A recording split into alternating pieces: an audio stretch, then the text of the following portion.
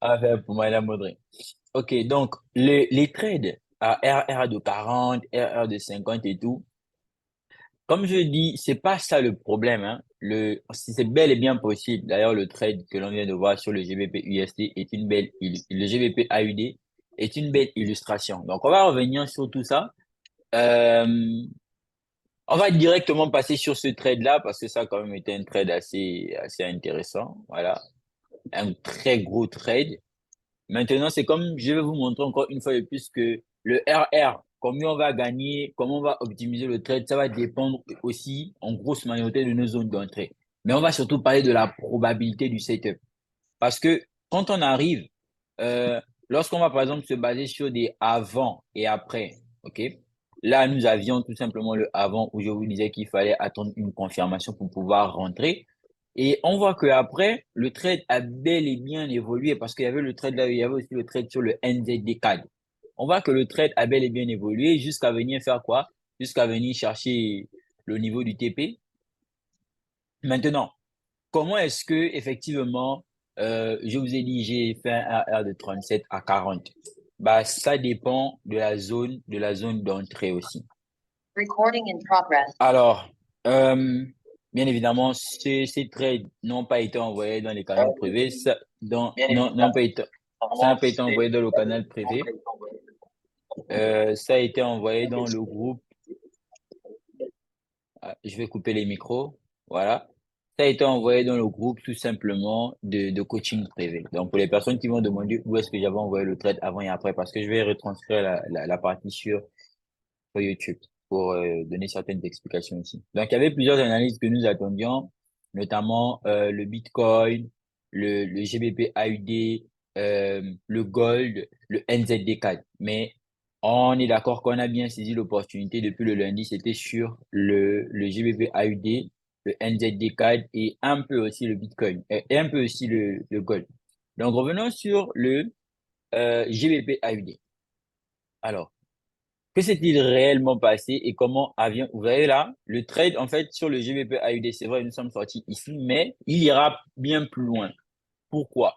Bah, tout simplement parce que la zone qu'on trade, en fait, en réalité, c'est ici. La grosse liquidité majeure sur ce, sur ce trade-là, c'est ici. Le setup, il était très puissant. Il était très puissant. Et donc là, nous sommes tout simplement en train de démarrer pour venir jusqu'ici. Donc, si on avait gardé effectivement le trade pour jusqu'ici, là, c'était un RR de 89 que nous sommes en train d'aller chercher. Ah, dinguerie! C'était un RR de 89 que nous étions en train d'aller chercher. Si effectivement on avait gardé le trade. Alors, quand j'ai dit on avait, perso, je suis sorti, hein. Je suis déjà sorti du trade comme j'ai pu vous le montrer. Donc, c'était un trade assez puissant. C'était une configuration assez puissante. Mais comment faire pour effectivement trader ce genre d'opportunités et parce que ces opportunités, on va pas les avoir tous les jours. C'est ce que moi j'appelle des trades à haute probabilité. Donc, comment faire des RR, des gros RR et tout et qu'on sort 40, 30 et tout. Déjà, je vous avais dit que c'était possible. Il y a beaucoup de personnes qui n'avaient pas cru. Bon, là, nous, on a expérimenté avec les membres de coaching privé et les membres aussi de la formation. Je pense que je vous ai aussi envoyé le setup. Donc, félicitations à toutes les personnes qui ont pu bénéficier de ça. Alors, je vais faire quelque chose. Ce que je vais faire, c'est que je vais tout simplement passer en replay. OK? On a déjà fait, tout est déjà passé. OK, on a pris le TP. OK. Maintenant, on va revenir en replay pour expliquer. Parce que le plus important, ce n'est pas seulement de faire le gain, c'est pas seulement de faire le profit, mais c'est surtout d'expliquer comment et pourquoi est-ce que c'est arrivé. C'est bon? Vous êtes avec moi? On suit les gars. OK. OK. Déjà, Sur le, sur ce trade-là, je vais revenir en replay et je vais couper cette partie. Voilà, comme ça. OK, good. Là, nous sommes en 2 heures. Il faut d'abord prendre ce que j'appelle la température. Vous savez, le GBP AUD, j'attends normalement le GBP AUD depuis. C'est pas un trade que je me suis réveillé et puis je vous ai envoyé le setup comme ça. Non, non, en fait, je l'attends depuis. Là, je suis en daily. Et justement, on voit bien que nous sommes dans un mouvement haussier. GPID, il est haussier depuis en daily. OK? Donc, là, on a déjà le biais directionnel. Le biais directionnel higher time frame, c'est un biais directionnel haussier. Alors, comme vous pouvez le remarquer, euh, là, on était venu réagir dans cette zone-là. On est parti à l'achat. Normalement, sur un plus long terme, alors ça, je ne considère même pas ça comme un BOS, je considère ça comme une prise de liquidité parce que je ne considère pas les cassures avec les mèches pour les changements ou encore les continuations de structure. Donc, on est venu prendre ici, au niveau là, la liquidité, d'accord? Et normalement, on doit venir réagir à l'intérieur ici. Pour faire quoi? Pour aller à l'achat. Mais je me suis rendu compte d'une chose. Je me suis rendu compte que en prenant en compte cette mèche ici comme étant une prise de liquidité, c'est-à-dire qu'en fait, en réalité, on n'a pas un BOS. Donc, il y a de fortes chances que le prix aussi, malgré la liquidité qui est en bas, ne vienne pas ici. Bah, après, on va traiter de l'analyse technique. On ne va pas se baser sur des suppositions. On ne va pas se baser sur des intuitions et autres. OK? Donc, ça, c'est sur un long terme. Donc, c'est plus psychologiquement, c'est intéressant de se dire, OK, ça, c'est sur un long terme. Maintenant, on va partir sur la time, les time frames inférieurs pour potentiellement voir s'il n'y a pas d'opportunité. Alors, si il y avait des opportunités, OK, quand on a vu pris la liquidité ici, tout ça, il y avait des bonnes opportunités en lower time frame de vente, jusqu'à ce que, en 2 heures, je remarque cette configuration. Je me dis, bon, là, on a quoi? On a un BOS, OK? On a une continuation de structure baissière ici. Mais ce que l'on peut déjà remarquer, c'est qu'il y a des prises de liquidité qui sont intéressantes. Quand je dis prises de liquidité qui sont intéressantes, c'est que dans la higher time frame, il y a d'abord des conditions de liquidité il y a des conditions qu'il va d'abord falloir respecter. Vous avez vu ici, quand le prix remonte là, il fait une prise de liquidité, une grosse prise de liquidité, avant de faire quoi? Le BOS. Ensuite, on voit que le prix repasse. En repassant, naturellement, si ça c'est le high de ce lower low, naturellement, ici, là, on fait quoi? On fait un changement de caractère. Un changement de caractère qui n'est pas encore confirmé. On va dire que c'est un changement de caractère à l'étape embryonnaire. Parce que pour qu'il y ait changement de caractère confirmé, il faudrait qu'il y ait soit t'assure de la structure précédente, donc d'un low ou encore d'un high précédent. Et par la même occasion, il faudrait que s'il n'y ait pas ça, il y ait continuation au niveau, il y ait continuation tout simplement de tendance après le changement de caractère. Donc, qu'il y ait un BOS ou encore qu'il y ait respect effectivement du bloc de commande qui a été, qui a été instauré. Voilà. Donc, remarquez bien la démarche. Là, on a fait une belle prise de liquidité. OK. C'était pour venir faire ce BOS. Ensuite, on monte. Quand on monte, on fait quoi? Le changement de caractère. Par contre, regardez bien ce qui s'est passé. Avant de monter, il y a ce bloc de commande qui est intéressant. Alors, je pense que si je vais en unité de temps supérieure, il pourrait encore être plus intéressant que ça. OK? D'accord. Regardez ici. En H4. En H4, il était encore plus intéressant. Vous voyez, cette bougie-là, elle était très significative. Pourquoi? Parce que cette bougie, par la même occasion, elle fait quoi? Elle fait un gros cycle de liquidité. Donc, elle prend une belle liquidité avant potentiellement de monter. Donc, ce tobé-là, il était assez intéressant dans la mesure où il a eu à prendre de la liquidité, il a créé du déséquilibre en montant, comme vous pouvez le remarquer, pour aller faire quoi? Ce changement de caractère. Donc, on n'est pas seulement parti sur un mouvement impulsif et tout, non. On a réuni plusieurs conditions avant d'aller à l'achat. Donc, vous voyez que lorsqu'il part, bah, il a laissé un gros déséquilibre. On a pu le voir en H4 de part et d'autre. Et il fallait venir combler ce déséquilibre-là. Mais il ne fait pas que ça. Outre de prendre la liquidité externe, qu'est-ce qu'il fait? Il prend aussi de la liquidité interne tout en laissant de la liquidité plus haut qu'il reviendra chercher. Vous avez vu tout ce qui est en haut ici, là, tout ce sommet-là, c'est un sommet liquide. C'est une grosse liquidité à venir prendre. Et à l'intérieur, qu'est-ce qu'il fait? Il prend de la liquidité interne. Donc, qu'est-ce qu'on a? On a un sweep liquidity, en l'occurrence externe. On a une liquidité interne qui a été ramassée. Par la même occasion, euh, qui a été ramassé. Quand je dis qui a été ramassé, c'est par ce mouvement-là, d'accord? Et donc, on s'attend à ce que le prix fasse quoi? On s'attend à ce que le prix vienne tout simplement dans cette zone-là, dans cette domaine-là, pour que les ordres qui ont été potentiellement euh, déclenchés ici, ou encore les ordres qui sont en attente, puissent faire quoi? Puissent potentiellement être encore déclenchés pour qu'on ait un mouvement acheteur. Parce que, souvenez-vous, la liquidité la plus importante, on réfléchit toujours en termes de liquidité. Là, tout de suite, quand on remarque là, il n'y a rien en bas. OK? Il n'y a rien en bas. La liquidité la plus intéressante à prendre, elle est en haut ici, là. Donc là, qu'est-ce qu'on a à faire? Quand on a ça maintenant comme ça, Ce qu'on va faire, c'est que on va potentiellement attendre que le prix arrive dans notre zone. Lorsque le prix arrive dans notre zone, vous voyez, nous sommes en 2 heures. Donc, si on a une confirmation en 30 minutes ou en 15 minutes, on peut déjà rentrer en position. Donc, on va maintenant laisser le trade, comment, le cours évoluer. OK. Quand le cours évolue, qu'est-ce qu'il fait? Vous voyez, il vient impacter cette zone. Si je descends en M30, qu'est-ce que j'aurai? Voilà. Donc, il est venu impacter cette zone. Boum, il fait l'impact. Alors là, tout de suite, comme vous pouvez le remarquer, euh, cette mèche-là qui est ici peut être considérée comme de l'induction. OK? On va d'abord poursuivre. Vous avez vu ce que le prix fait? En fait, là, il vient impacter ici, impact. OK? Et automatiquement, quand il impacte, on est comment? Il y a un déclenchement, le prix commence à partir. Mais alors là, si vous décidez de rentrer ici, c'est agressif. Et vous savez que moi, je ne suis pas partisan des agressions. Vous voyez un peu? Alors, qu'est-ce que je vais faire? Regardez bien la démarche.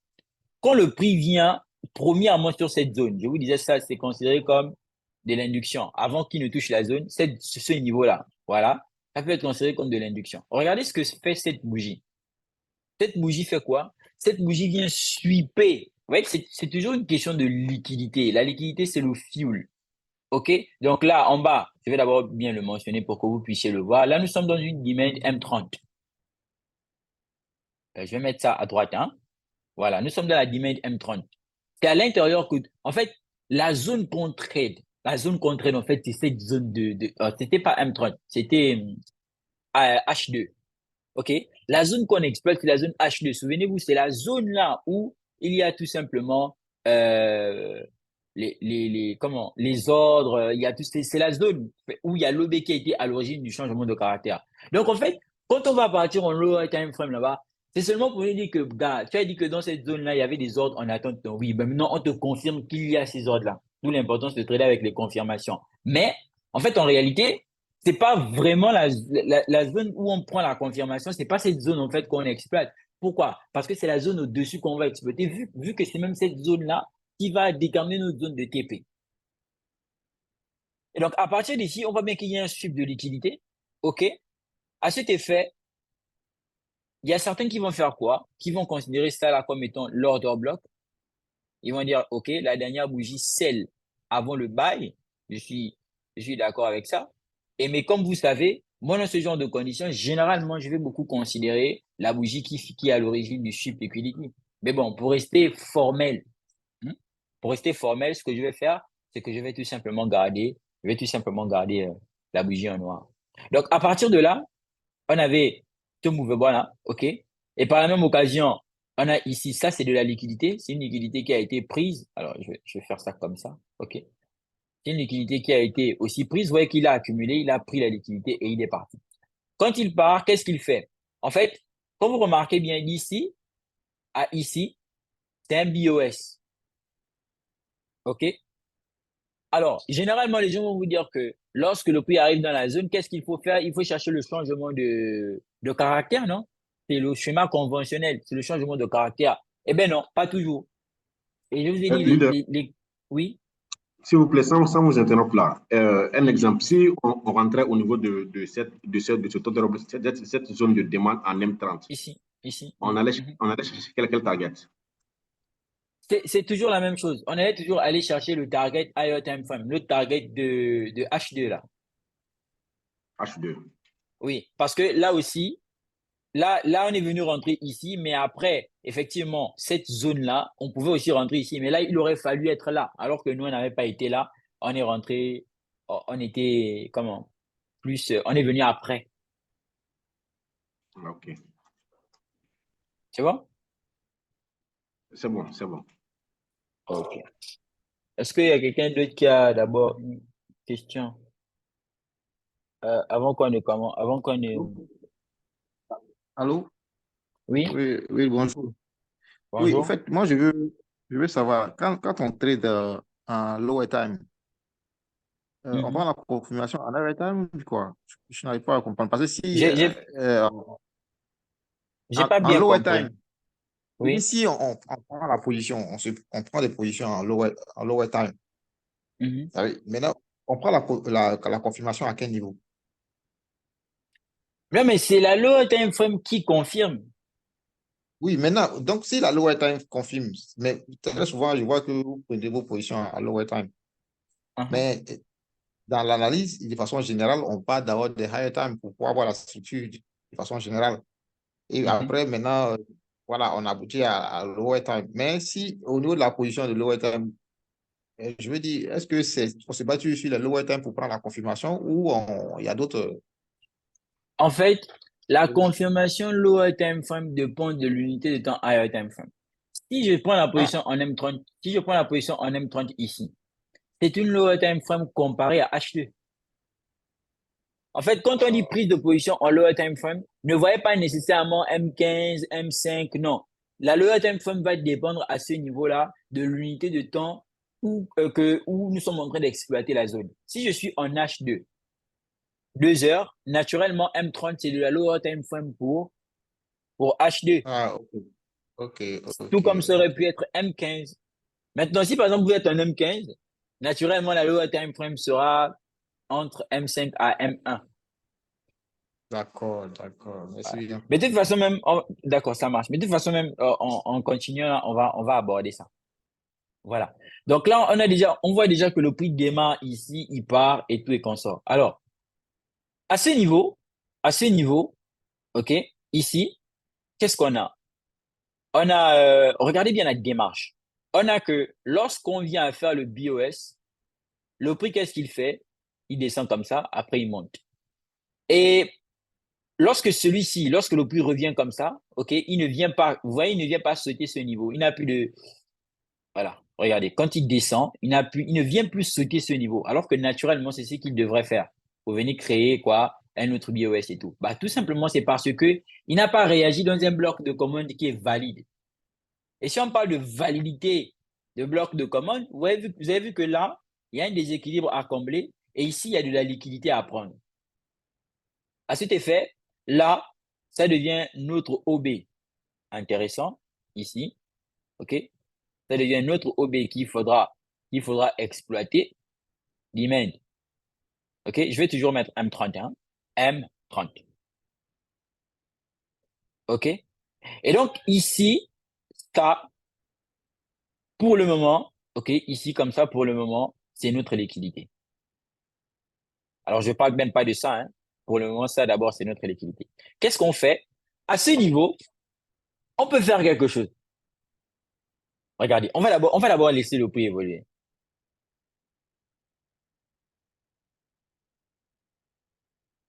Voilà. OK. Là, OK, pause. Ici, on peut faire quelque chose. Déjà, lorsque le prix arrive jusqu'ici, là, tout ça, c'est le niveau de liquidité. OK? Ce mouvement à côté qui fait mine de repartir, pour moi, c'est ce que je considère comme l'IDM.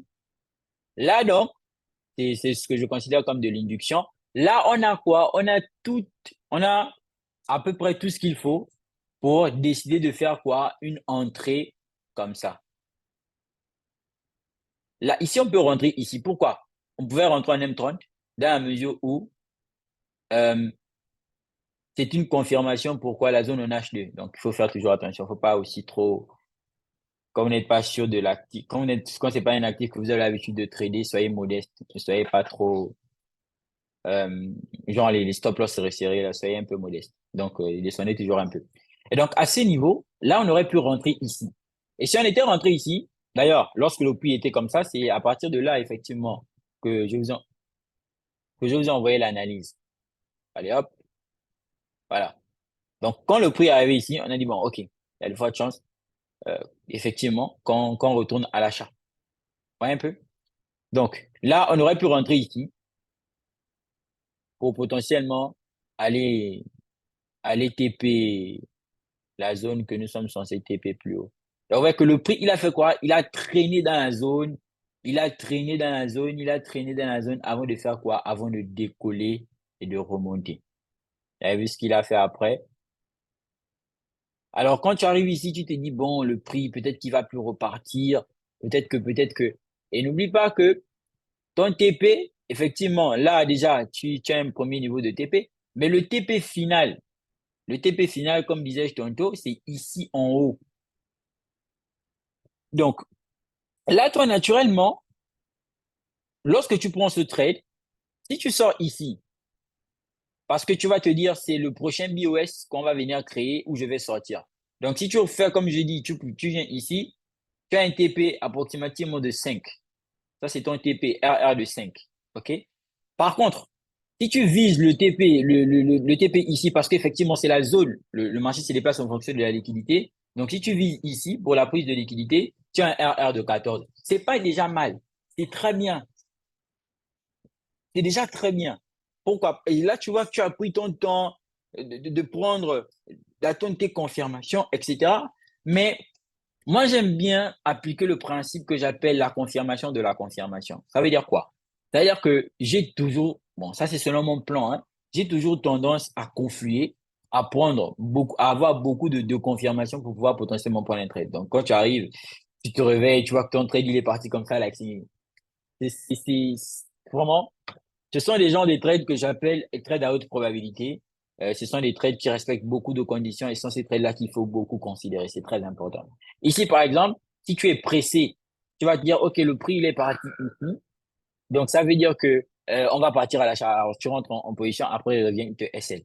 Donc, l'importance de bien déterminer ces zones d'intervention. C'est vraiment, non, mais vraiment très important. Et donc, au final, vous voyez qu'il n'y a pas lieu de se précipiter. Oh, OK.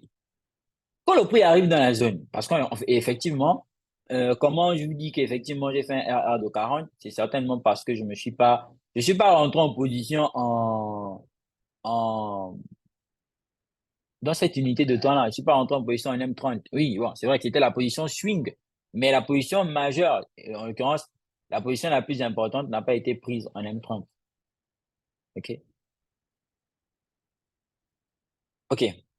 Alors là, et puis après, bon, il y a des conditions de spread qu'il faut prendre en compte euh, dans votre trading. Alors, regardez ce qui s'est passé. Le prix évolue, je suis en M1. Le prix évolue, je suis en M1. Déjà, je vois qu'il vient me prendre cette liquidité. OK? La liquidité là, il vient la sauter. Très bonne chose. Il rentre, donc il impacte la zone. En impactant la zone, là, tu as tout de suite les gens, effectivement, qui vont se précipiter et tout. Et en impactant la zone, qu'est-ce qu'il fait? Vous avez remarqué, il consolide. OK? Il consolide. Là, vous faites rien. Vous observez d'abord. Vous observez. Ça va se jouer à rien. Donc, il faut être beaucoup observateur. Vous voyez qu'il consolide où? Il consolide à peu près entre les 50%. OK? Donc là, faut pas être pressé. Faut attendre. Voilà, qu'est-ce qu'il fait? Vous avez vu ce mouvement? Boum. Voilà. Regardez ce qu'il fait. On est à plus de 50% de mitigation de l'OB.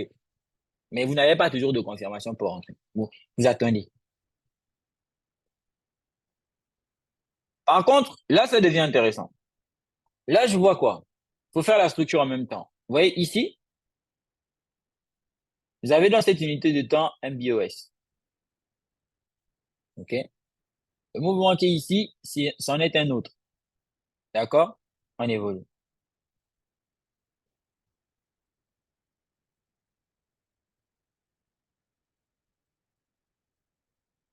OK. Donc là, vous voyez, effectivement, c'est flou, hein? Le spread et tout ça, ça a commencé déjà à être chaud. OK? On évolue. Bien. Regardez. Regardez bien ce qui s'est passé. Et là, il faut être devant les écrans. Généralement, moi, ce genre d'ordre, je déclenche ça manuellement même. Boum. Quand le prix revient ici, qu'est-ce qu'il fait? Là, à partir d'ici, il fait un changement. OK? Maintenant, dans ce genre de circonstances-là, je pense que vous allez vous demander avec moi, c'est quoi l'OB ici qu'il faut exploiter? OK? Alors, généralement, moi, comme ça, je regarde toujours les unités de temps, je nage entre les unités de temps, je remarque que ici, vous avez vu? Là, tout ça, c'est un déséquilibre.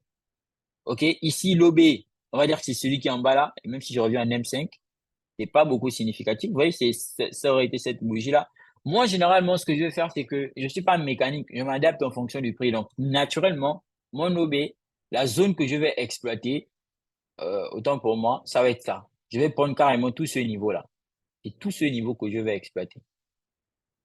C'est tout ce niveau. Vous avez vu, on a une mitigation à 100%. de l'OB. C'est tout ce niveau que je vais exploiter. Mais ce niveau, je suis parti le chercher où? En M5. Après, c'est pas comme ça pour tout le monde. Effectivement, chacun a sa démarche. Ouais, ça, c'est une base. Ici, il y a une base, il y a une liquidité qu'on doit venir prendre dans cette base-là. Une liquidité qu'on doit venir prendre dans cette base-là. Donc, quand je reviens maintenant en M1 et que ça, c'est ma zone, ça y est, pour moi, ça y est. Pour moi, quand le prix revient dans cette zone, je rentre en position. Donc là, déjà, vous pouvez même placer un ordre limite. Alors, il y a le spread. Il y a de fortes chances que ça ne vous déclenche pas aussi souvent à ce niveau-là. Généralement, moi, je fais un déclenchement manuel. Je vais juste placer mon stop loss en bas ici. Je pourrais plus le mettre là. Parce que franchement, ça aurait été pas prétentieux, mais je reste modeste ici. Par contre, lorsque je fais ça comme ça là, cher ami, j'ai plusieurs niveaux de TP. J'ai plusieurs niveaux de TP et ces plusieurs niveaux de TP, ce sont des zones où je vais constamment break-even. Déjà, dans un premier temps, je suis en M1. Le premier niveau de TP, il est où? Je vais d'abord venir en M30. Le premier niveau de TP, il est où? C'est cette zone-là. Parce que n'oubliez pas que c'est ici qu'on va premièrement chercher. Ça, c'est mon premier niveau de TP. Second niveau. Et effectivement, c'est à partir d'ici que on est, on est sorti, mais le second niveau de TP, il est où? C'est en IOT, c'est en H2. Maintenant, regardez ce qui va se passer. C'est ici. N'oubliez pas que c'est ici qu'on vise. Donc, ça veut dire que pour ce trade, on est resté en position, on est sur un RR de 60, qui effectivement, on est resté dans cette position-là en ayant une entrée ici. Et vous, vous doutez bien que plus le stop loss il est resserré, plus la probabilité sur le trade est encore décuplée. Donc là, maintenant, on a toute cette zone-là qu'on va exploiter. Donc, vous avez vu ce que j'ai fait? C'est que j'ai d'abord la zone H2 que j'exploite. J'ai la zone M30, OK? Que je peux aussi exploiter pour rentrer en position. Et là, maintenant, j'ai quoi? Dans cette zone M30, j'ai une autre confirmation que j'exploite. Mais tout ça, ça demande quoi? Ça demande de la patience. Donc, regardez ce qui va se passer après. Allez, hop. Le prix vient, il rentre dans la zone, il déclenche. OK? Il déclenche. Vous voyez, il stagne un peu. Il stagne un peu au départ. Maintenant, regardez ce qui se passe. Donc là, en fait, quand vous avez mis ici, vous avez pris votre stop loss, vous avez placé votre stop loss, franchement, passez à autre chose, hein. C'est pas à moi. Prenez une tasse de thé, essayez de pas trop mettre de pression, like, essayez d'être un peu loin du graphique, c'est tranquille, quoi, c'est carré, c'est carré. Ouais, le prix, ça, c'est le spread. Genre, j'étais là, je regardais le truc, je me disais, ouais, en tout cas. Et vous savez, quand ça se passe comme ça, sur MetaTrader 5, c'est autre chose, hein. Sur MetaTrader 5, c'est encore pire. C'est encore pire. Et donc, ça, c'est le temps du spread. OK? Le trade, il fait ce qu'il a à faire. Il fait ce qu'il a à faire. Alors, je vais me mettre en M5 pour qu'on n'ait pas trop, voilà. Attendez. Allez, hop. Alors, j'ai un peu cette zone-là.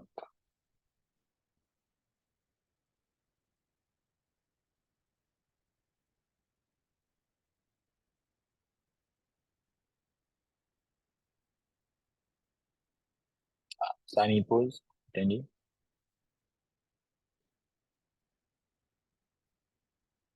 Attendez.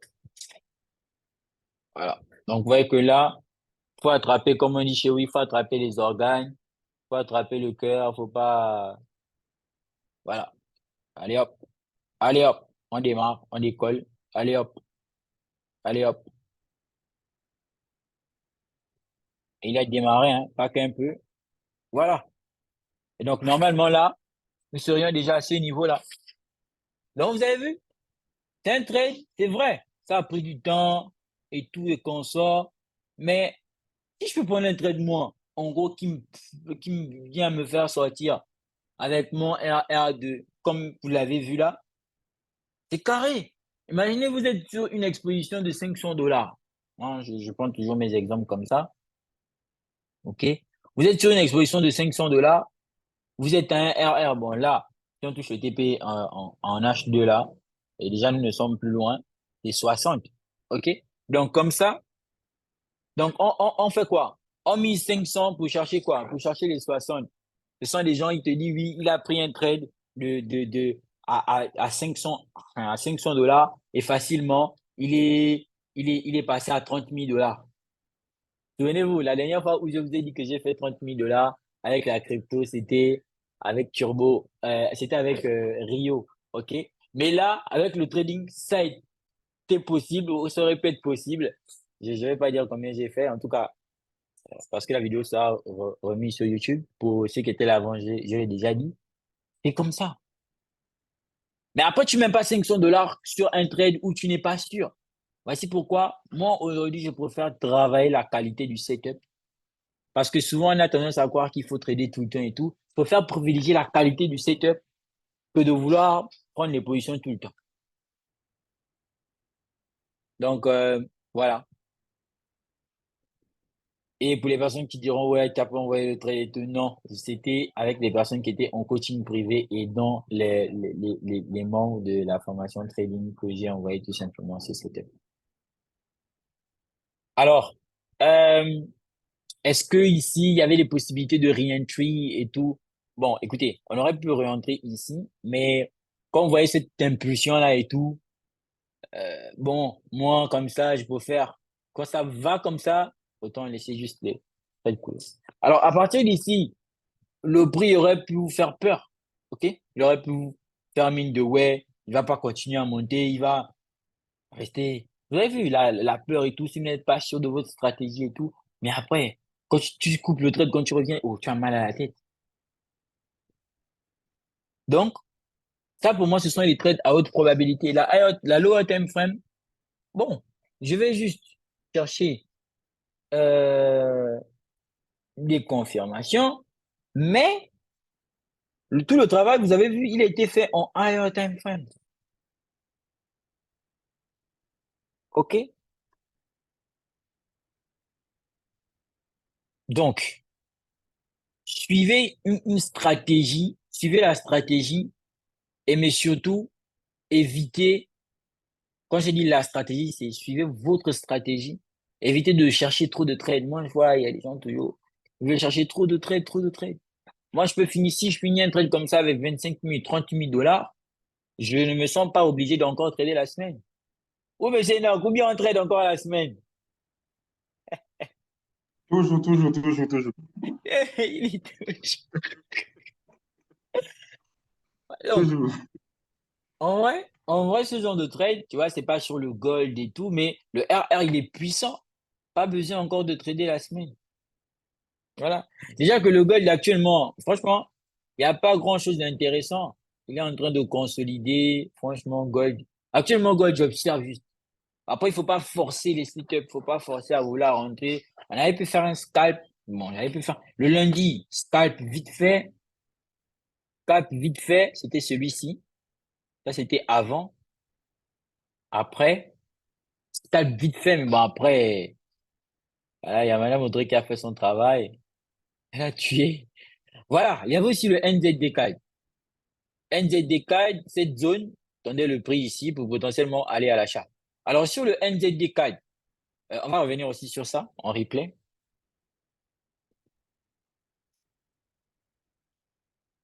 Maintenant, après, n'allez pas toujours, ne vous mettez pas à l'esprit que oui, je vais toujours aller chercher des gros RR. Non, non, non, non. C'est pas vous qui, ou encore c'est pas nous qui disons que je vais aller chercher des gros RR. C'est le marché qui est roi. C'est le marché qui décide. Soit il y en a, soit il y en a pas. Et il faut savoir break-even, manager son trade. Ne vous dites pas non, je suis rentré ici, je vais seulement OTP. Non, déplacez votre stop loss à chaque fois, sécuriser vos profits, c'est très important. Et privilégier, mettez le temps sur la recherche des bons setups. Quand je dis des bons setups, ce sont des setups qui répondent bien aux configurations que de vouloir chercher à trader, que de vouloir chercher à trader tout le temps. NZD-CAD, vous voyez, en fait, sur lui, NZD-CAD, bah, c'est plutôt la même histoire.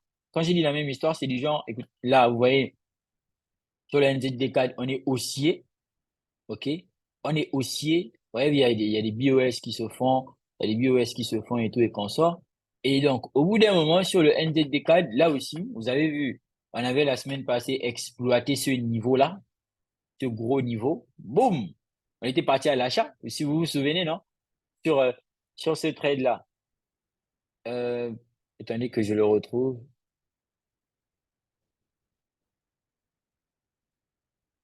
NZD-CAD, NZD-CAD, NZD-CAD, NZD-CAD, NZD-CAD. OK, il est ici. Alors, bon, les paramètres sont restés, on ne pouvait pas. Donc, il est ici. On était parti à l'achat sur ce trade-là et c'était très intéressant. Vraiment, vraiment très intéressant. C'était là, l'avant. C'était très près, hein. C'était très clean. OK. Alors, souvenez-vous, lorsque je vous ai envoyé l'analyse sur le NZD4, je vous ai dit, oh là là, je vous ai dit il y a deux possibilités. OK? Et il faut toujours rester objectif et mais surtout humble devant le marché. OK? On se dit pas, bon, le prix va forcément, non, non, regardez, ici, il y avait cette zone que j'ai identifiée dans un premier temps de réaction. Et il y avait aussi cette zone au cas où le prix était cassé ce niveau. Vous avez vu ce que le prix il a fait? Qu'est-ce qu'il a fait?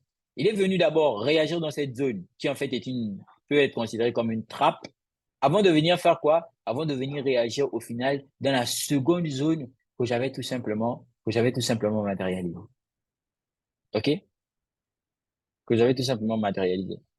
Donc on voit bien que là, même ici, peut-être que plus tard, il y aura une possibilité d'entrer en position et tout. Mais bon, on va d'abord continuer. Donc, c'était juste pour vous dire que c'est important de rester modeste. Cette modestie qui nous sort de plusieurs problèmes de le marché. OK.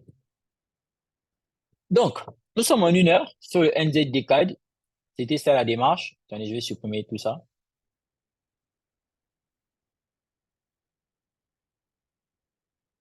On va venir en replay pour expliquer pour ceux qui n'étaient pas là, pour ceux qui, ça fait un bail, j'ai pas publié sur la chaîne YouTube de trading là. Je vais retranscrire ça là-bas quand même pour les personnes qui me cherchent. NZD-CAD, bonne bougie algorithmique, première zone de réaction, OK? On évolue. Bien. Là, il y a l'impact. Je vais apprécier le cours sur une lower time frame.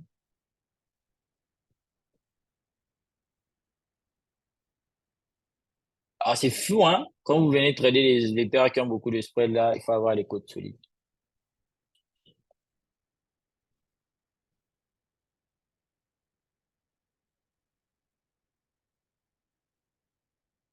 Bon.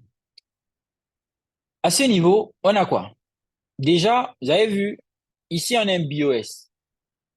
C'est un BOS d'une time frame supérieure à celle-ci. Donc, je pense que c'est un BOS de M5. On le matérialise quand même. OK? Je vais mettre ça comme ça. Ensuite, ici, j'ai des micros. J'ai mis des micros. C'est des minor BOS. Ils sont là. OK? Ils sont comme ça. Ils sont là. OK? Et ils sont là. Voilà. Donc, on laisse le trade évoluer.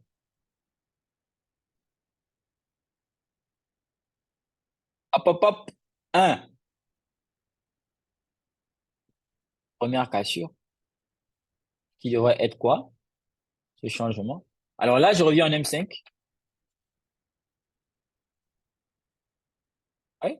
Je reviens en M5. En revenant en M5, qu'est-ce que je constate? Je constate cette configuration qui est là. OK? RAS. Ça, c'est si je veux faire une entrée en M1. Je viens regarder comme ça. OK? Alors là, tout de suite, de facto, si je devais choisir un niveau, ça aurait été celui-ci. Et c'est ce que je vais généralement faire, c'est ça. Je dois choisir un niveau d'intervention. Parce que en bas, je vois pas de pertinence.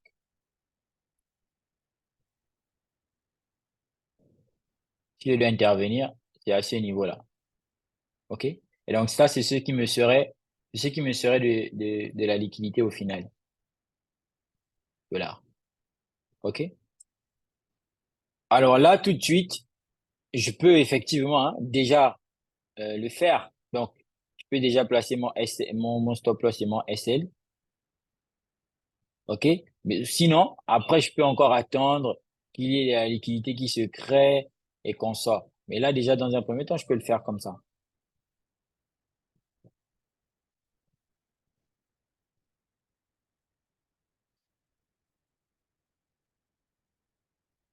Vous avez vu? Là, le prix, qu'est-ce qu'il a fait? Il est venu, il a laissé ce niveau. Donc là, il est en train de créer de la liquidité. Ça, c'est de l'IBM.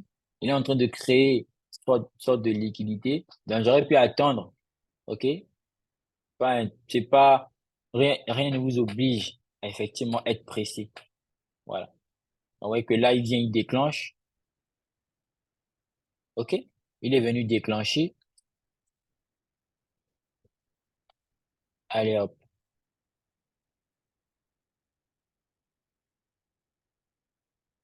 OK? Maintenant, quand il vient déclencher, vous avez vu là, quand il est même monté comme ça, qu'est-ce qu'il a fait? Il a cassé les structures précédentes.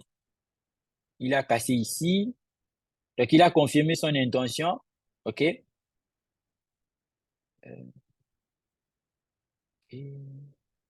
OK. Il a aussi cassé là. Confirme son intention.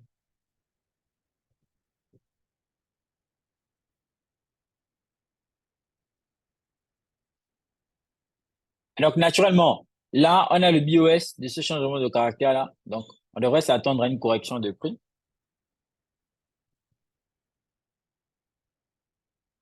Alors, on peut faire ça. Voilà.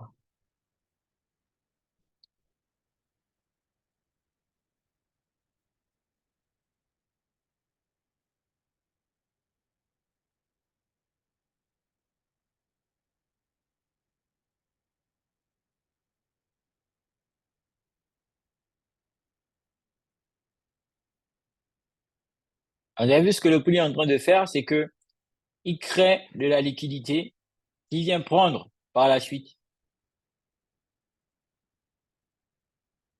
Voilà. Donc, il crée de la liquidité qu'il vient prendre par la suite. Laissez-moi revenir un peu ici.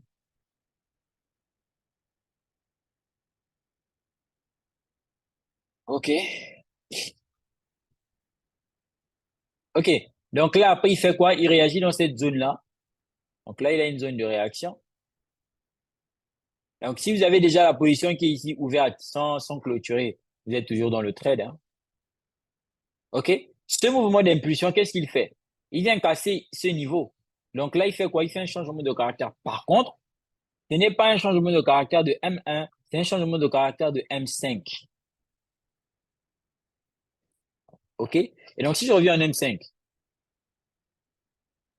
donc là, j'avais ma seconde entrée. Euh, demand. Donc là, j'avais une autre entrée, c'était possible. OK? C'était possible. Maintenant, le trade en lui-même. hmm, le trade en lui-même, vous avez vu ici, là, il y a eu des liquidités prises et tout et consort. À ce niveau, normalement, la vraie liquidité, elle est là, ici. OK? L'OB, il est où? Il est ici.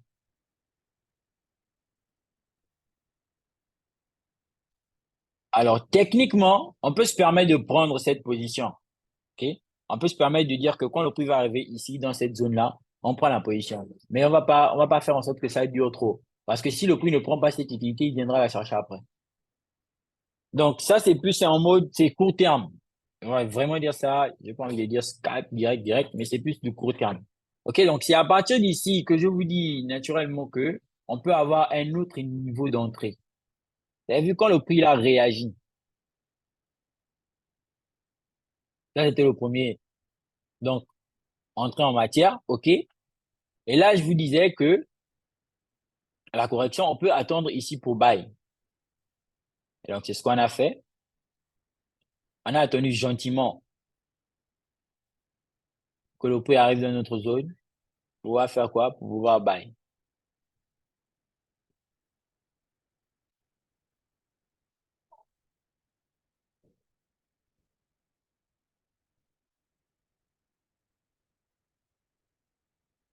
Et vous avez vu qu'après, on a bail.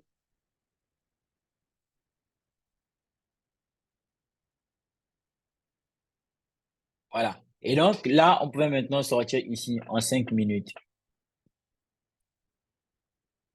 Parce que là, il est venu faire quoi? Yes. On s'attend à quoi? À correction. Et donc, qu'est-ce que le prix a fait après? Il a chuté, hein, je pense bien.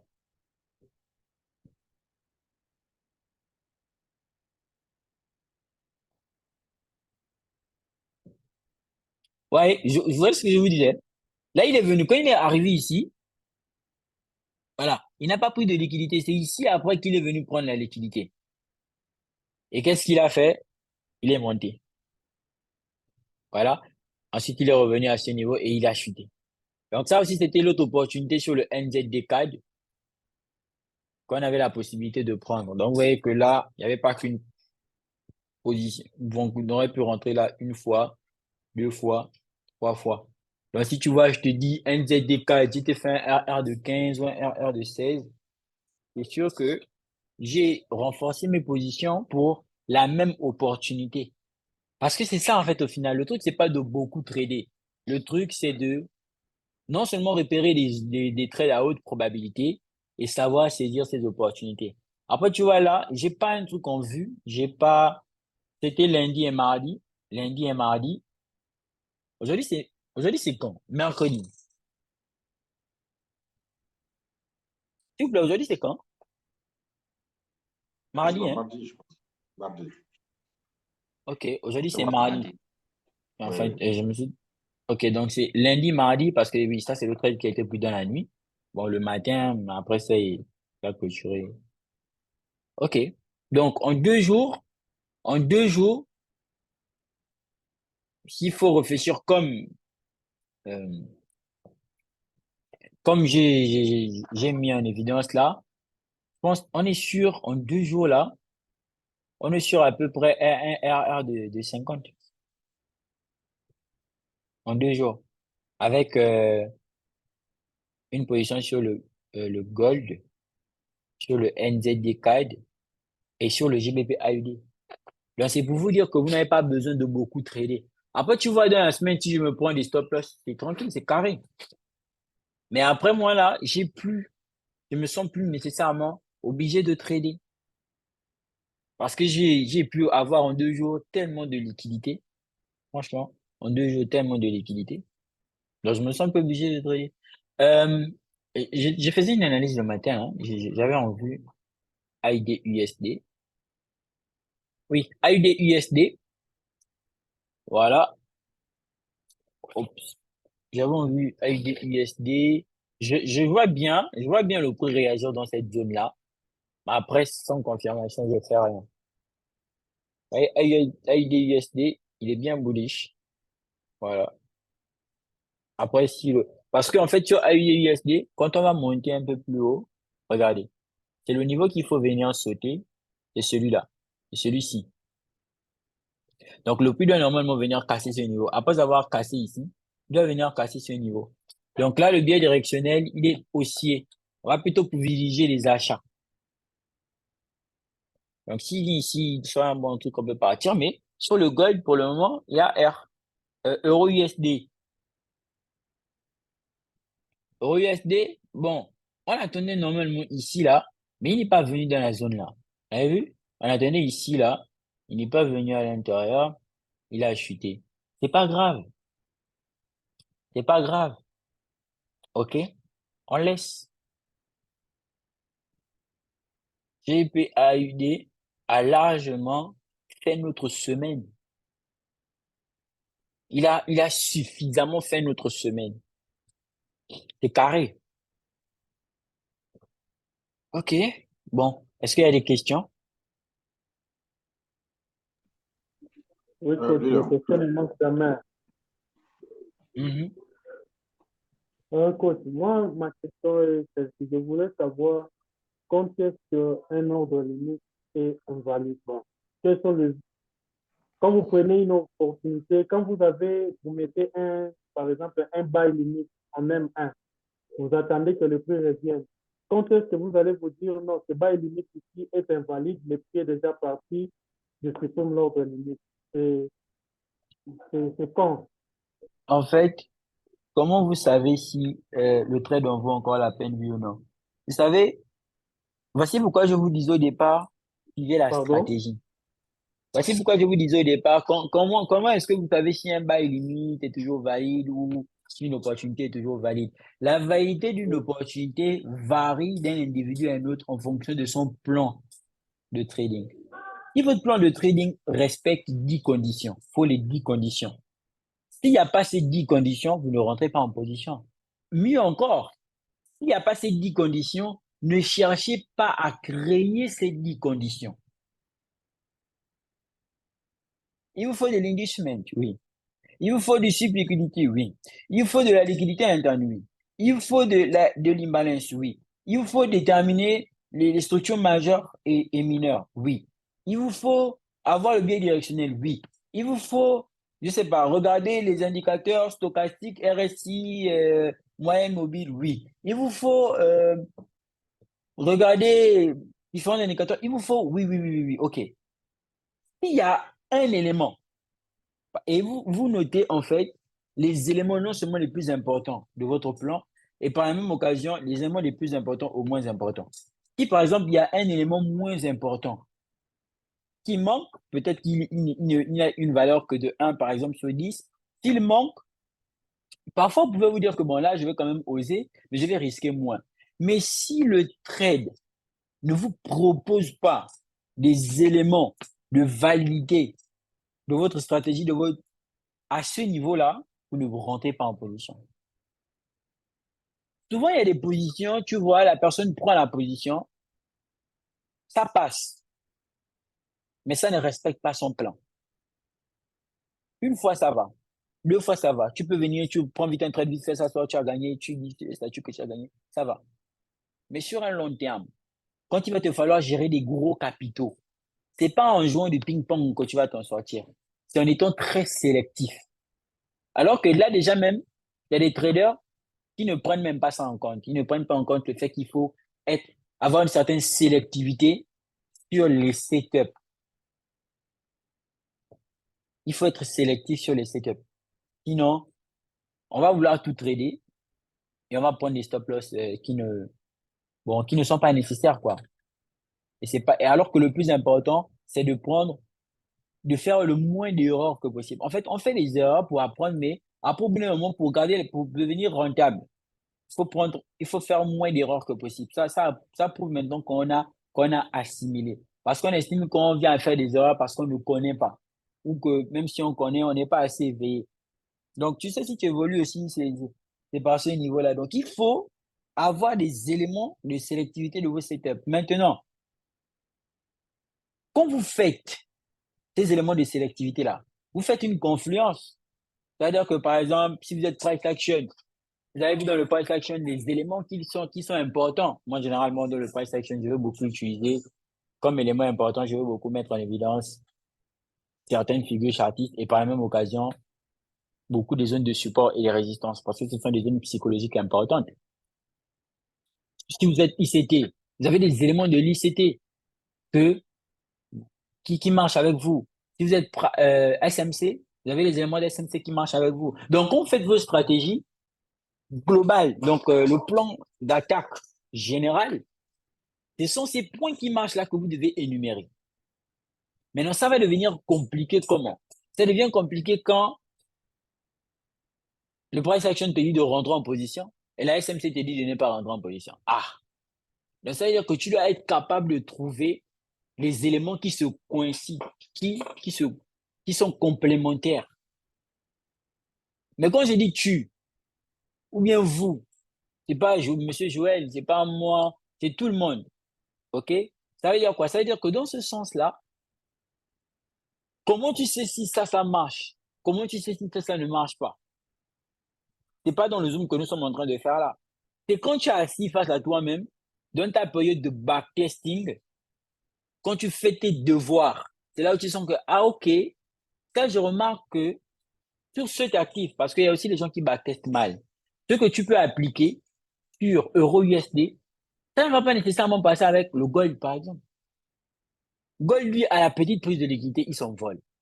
Mais EuroUSD, ça ne va pas nécessairement être la même chose. BTC, prise de liquidité, il dégage. Mais ça ne va pas nécessairement être la même chose pour GBP AUD. Donc, voici pourquoi on dit souvent aux gens que ayez l'habitude d'avoir des paires favorites. Lorsque vous avez vos paires favorites, vous allez... Parce qu'en fait, on veut toujours beaucoup chercher inutilement. Si tu as tes paires favorites, tu sais que bon, toi, par exemple, c'est Gold, c'est BTC, c'est GBP AUD, et ce sont ces paires-là. Ce qui va se passer, c'est que tu sais que ta stratégie, tu l'as backtestée à plusieurs reprises sur ces paires-là, tu vas te familiariser avec ces paires. Donc maintenant, il y a des fortes chances que lorsque toi, tu vas prendre tes trades, tu développes, tu décuples ta rentabilité. Tu ne vas pas toujours gagner parce qu'on ne gagne pas toujours. OK? Ce sont les gains et les pertes. Donc, en te focalisant sur tes trades, tu cernes mieux la psychologie de tes trades en te focalisant sur tes pairs et tout. Tu cernes mieux leur psychologie. Maintenant, il peut arriver parce que vous êtes d'accord avec moi que moi, je ne trade pas GBP AUD. Je suis Gold, je suis Bitcoin. Je ne trade pas GBP AUD. C'est peut-être mon troisième trade sur GBP AUD. Maintenant, il peut arriver que tu as des trades ou encore tu as des paires qui répondent bien à ton setup, à tes confirmations dont tu as besoin. Et là, exceptionnellement, tu prends la position. Mais si tu as tout le temps sur des paires, parce que tu veux toujours, par exemple, chercher des opportunités, si tu es tout le temps sur des paires et tout et qu'on sort, et là, je dis encore une fois, c'est pas à monsieur joueur que je m'adresse à tout le monde. Si tu es tout le temps sur des paires et tout, et que tu veux toujours chercher des opportunités, le but, c'est pas de prendre des positions. Le but, c'est de prendre des positions et être viable. C'est d'être rentable sur le long terme. Donc, vraiment, mettez un gros accent sur ces critères de sélectivité de setup. GPAID, je l'ai tradé parce que il y a les critères OK, ont été respectés. Après, quand un truc respecte tes critères, tu prends le trade. Tu as fait une analyse, oui. Ça respecte tes critères, oui. Si tu ne prends pas le trade, tu gaspilles le setup. Parce qu'en fait, en réalité, même si l'analyse respecte même si l'actif ou le setup respecte tes éléments, tu peux effectivement quand même perdre le trade. Parce que the market is king. En fait, toi, tout ce que tu as à faire, c'est identifier tes éléments importants et tu prends le trade. Mais quand tu prends le trade, ça passe ou ça casse. Mais ce qui te permet de tout le temps prendre le trade face à tes éléments, c'est parce que dans le temps, tu as backtesté et tu as vu que ça marchait. C'est comme ça. Buy limit, sell limit. Comment tu sais que ton opportunité est toujours viable? C'est parce qu'au fur et à mesure qu'il évolue, il te donne les critères de te, comment? Vous voyez ce que je veux dire? Les critères de validité de tes setups. Ça va, coach. Merci beaucoup, coach. J'ai vraiment compris. J'ai pris note de beaucoup de choses. Merci, coach. Merci Merci beaucoup, pour la monsieur Joël. connaissance transmise et le savoir-faire. Merci beaucoup. C'est bon, une autre question? Bonjour. Moi, j'allais revenir un peu Ok, sur la monsieur. question de buy limit là. Parce qu'en fait, je ne sais pas trop. Hier, comme je le disais hier, j'avais mis un buy limit sur, je pense que c'était le NZCAD, si je ne me trompe pas. Je pense que c'était le NZCAD où j'avais mis un buy limit aux environs de 0,8 417. Et quand je regardais sur TradingView, effectivement, le prix était venu à ce niveau-là. Le prix était venu à ce niveau, mais dans mon MetaTrader 5, ça n'a pas été activé. Donc, bon, j'ai attendu en 20, ça ne venait pas. Bon, j'ai pris peur et j'ai supprimé. Pour ne pas que pratiquement ça pose autre problème. Ça, c'était un peu le premier souci. S'il y a des solutions par rapport à ça. Le deuxième souci, en fait, c'est comme je le disais ce matin à M. Pierre, là, le trade. Comment entrer dans le trade. Parce qu'en fait, le plus souvent, comme on fait le plus souvent en scalping. Et comme vous le disiez, c'est rapide. Le prix est arrivé à ton niveau, tu n'as pas préparé en fait ton entrée. Le temps que tu vas sur MyBook, tu prends ton téléphone, tu vas trouver que, bon, voilà, c'est déjà parti. En fait, comment manager en fait, cette partie-là? Moi, c'est ce qui me fatigue un peu le plus. Voilà. Je ne sais Ok. pas si c'est mieux pratiquement d'être devant les écrans de déjà avoir. Parce que quand le prix vient à moi, à mon niveau, c'est en ce moment que je me mets à calculer le lot. Et souvent, pratiquement, Ok. avant de faire le lot, bon, voilà. C'est un peu ça. Ok. Euh, pour la première question, je vais partager d'abord mon écran. Je vais partager l'écran de mon téléphone. On va aller dans MetaTrader 5. Donc, donnez-moi OK. une minute. Je vais débrancher ça. Bon, on charge là.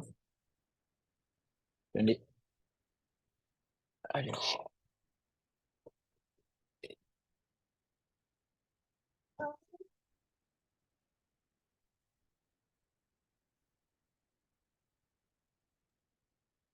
OK.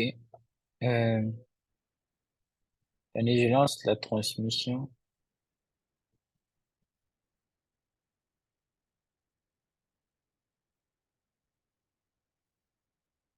C'est bon, vous voyez mon écran? L'écran de...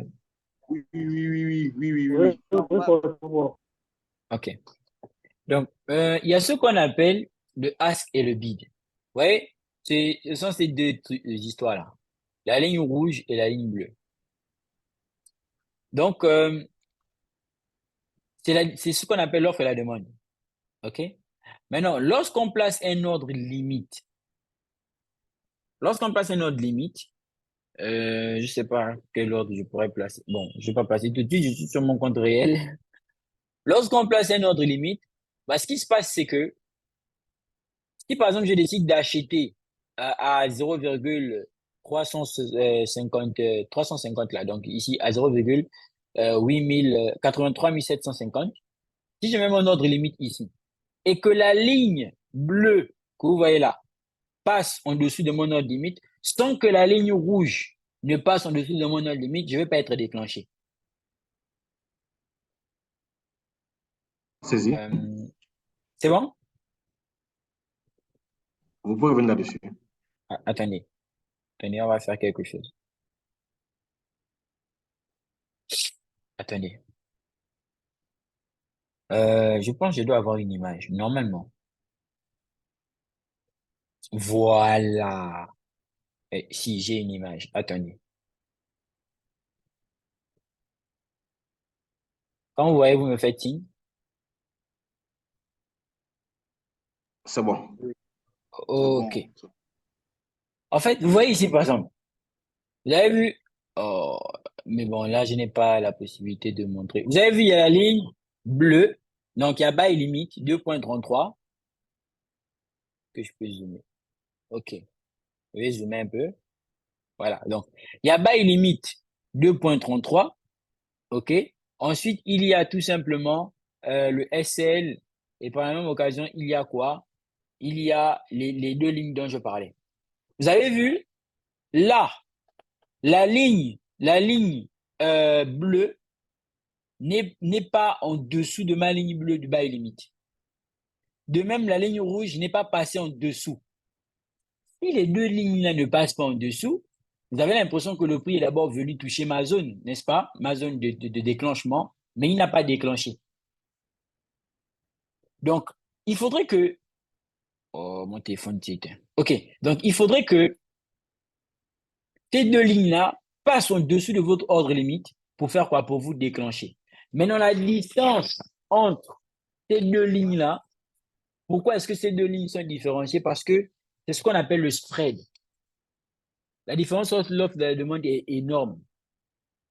Donc, le déclenchement devient compliqué. Pour que les deux lignes passent en bas, il faut que le prix chute davantage. Or, quand le prix chute davantage, vous avez vu que la distance est tellement grande que il peut même d'abord venir vous sortir en SL, en vous déclenchant, il vous sort aussi en SL par la même occasion.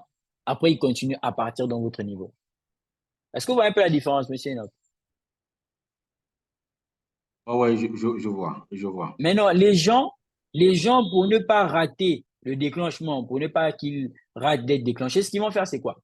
c'est qu'ils vont déclencher l'ordre manuellement et ils vont assumer le spread. Ça veut dire que mais si avec un ordre limite, il n'aurait pas eu beaucoup de spread, ok. Bon, si quand l'ordre est déclenché, par exemple, ils sont censés être peut-être à 3 dollars.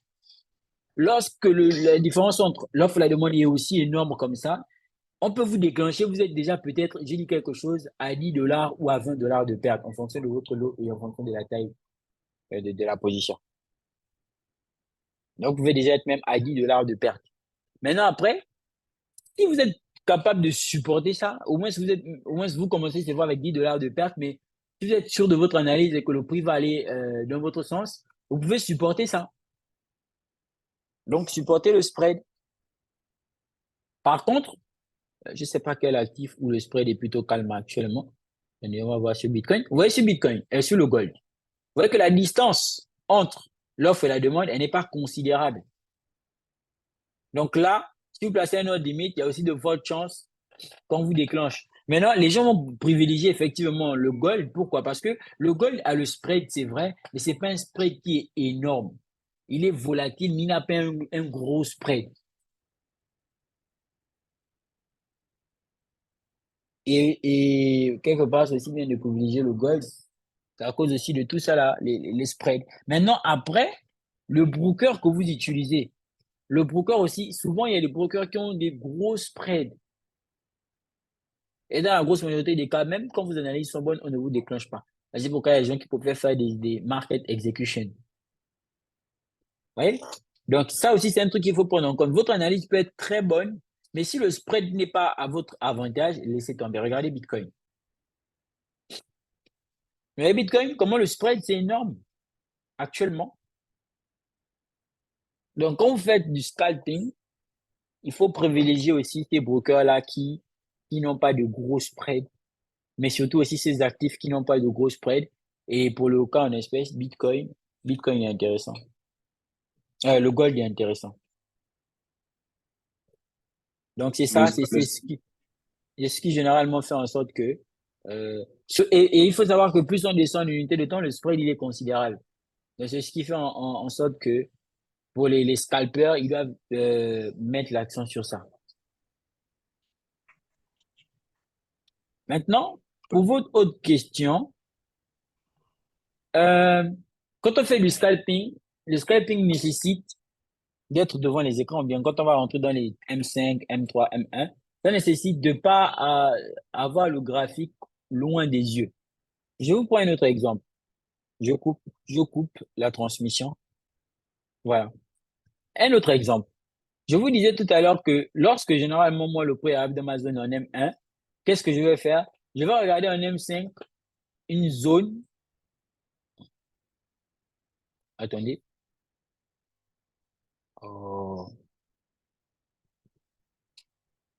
C'était sur quelle paire? C'était le NZD4.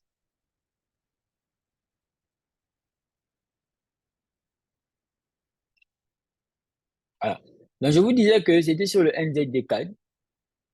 Je vous disais que très souvent, quand le prix arrive dans ma zone, qu'est-ce que je viens à faire? Voilà. Ce que je fais, c'est que lorsqu'il a des changement de caractère, ou lorsqu'il est encore en train de créer de la liquidité et tout et consort, parfois, ce que je vais faire, c'est que je vais venir dans une zone intéressante et voir jusqu'où le prix pourra corriger. Et à partir de là, l'OB qui est valide, bah, je vais déjà me mettre tout de suite à calculer mon risque. Et il arrive que parfois, je n'ai pas le temps de mettre un ordre limite, je déclenche au marché, je laisse évoluer et je break-even. Et quand souvent je déclenche au marché, je regarde approximativement en fonction de l'ordre du calcul, combien je mise. Donc, c'est plus un travail aussi d'attention et il faut aussi beaucoup travailler avec les alarmes. Il faut aussi beaucoup travailler avec les alarmes. C'est très important. Sinon, vous allez passer à côté des opportunités à chaque fois. Donc, leader, Maintenant, si je comprends. Oui, oui, mhm. allez-y. Maintenant, si aussi vous ratez, vous laissez passer. Si le prix est déjà parti et puis il n'y a plus la possibilité de rentrer, vous laissez passer.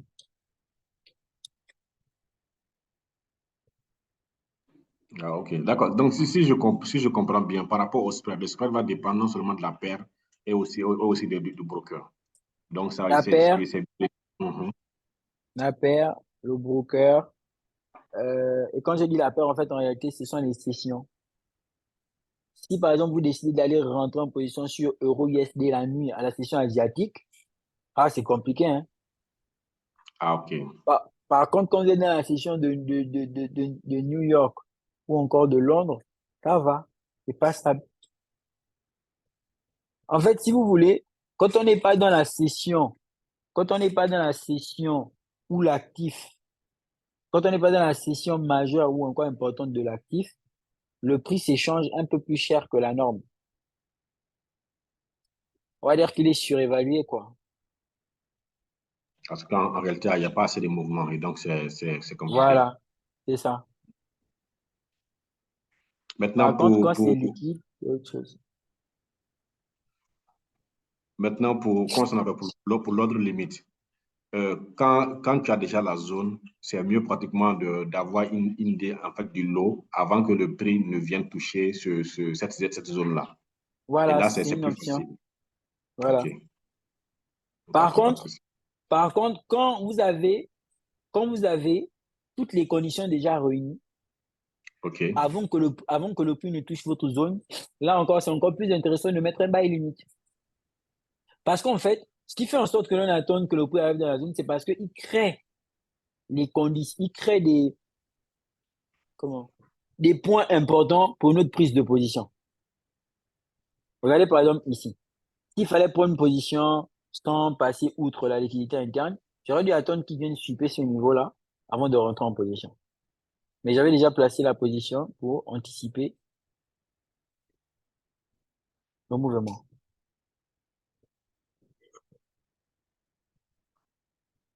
C'est bon? C'est bon, leader, c'est bon. Coach, Mhm.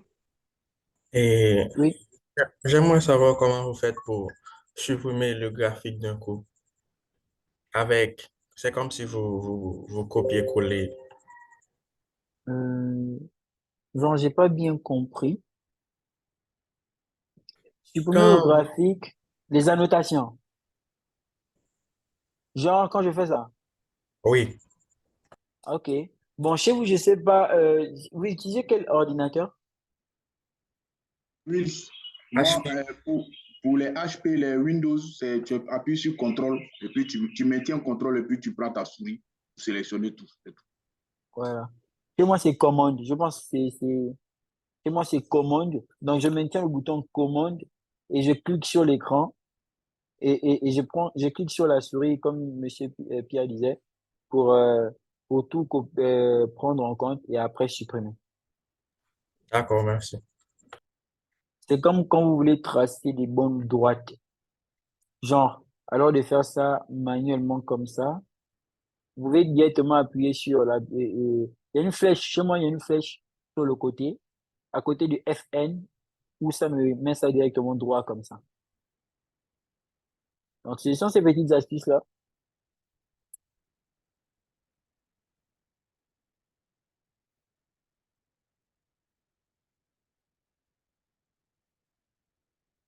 C'est bon?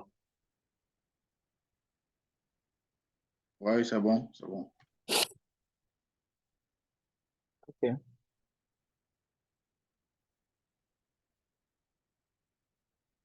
En tout cas, merci. Ok. D'accord, Merci ça pour marche. l'information et l'explication. On va essayer de Mhm. backtester, mettre en œuvre et puis voir les résultats. Merci bien. Merci beaucoup. Ça marche ensemble. Ok, donc s'il n'y a plus de questions. Bon, en tout cas, pour les personnes qui vont regarder la vidéo sur YouTube, vous avez les liens en bas de la description, hein. Si la formation vous intéresse, si le canal privé vous intéresse, si le coaching vous intéresse, tous les liens sont dans la barre de description. Et puis, voilà. Moi, je fais le Zoom là, je me suis réveillé il n'y a pas longtemps, hein, j'ai encore rien fait. Je vous ai directement fait la proposition de faire un Zoom. Faut battre le fer quand il est chaud. Je sais même pas ce que je vais faire de ma journée. Bon, je vais peut-être jouer à ma play. Et quand tu te réveilles, c'est bien. Tu te réveilles, tu as téléchargé la zone, tu joues à la play le matin. Dinguerie! C'est une dinguerie. Grosse dinguerie, dinguerie. Ok, ça marche. Allez, on s'attrape. Donc, bye bye.